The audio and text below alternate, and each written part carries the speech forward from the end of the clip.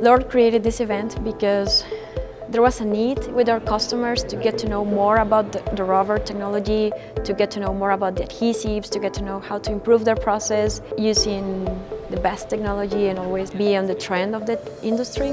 There wasn't anything like this in Mexico, and Lord saw that and saw that there was a need and developed this International Rubber Journey. We do have two types of sessions. So one session is a conference, so it's like theory, so they get to know the theory and ask questions with experts.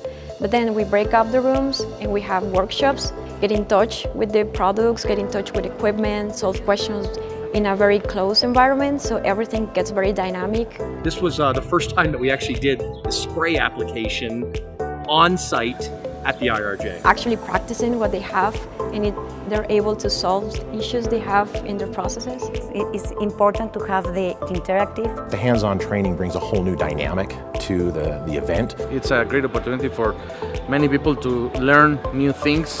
Ask direct questions, they get to solve the doubts they have been having in the process. It's getting everybody together, it's really connecting people in the industry, understanding the technology, understanding kind of who's who in the industry. With this kind of event in Mexico, we are creating more value to the customer. The conference that were given that are not specifically about rubber, but about the industry and the continuous improvement, I think those are very good ideas.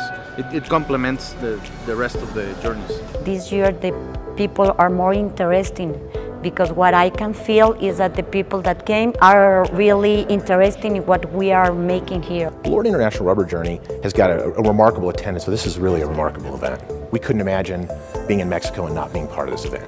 Making their processes better, their products better, improve their quality, improve their customer satisfaction. I think that's the overall result of this.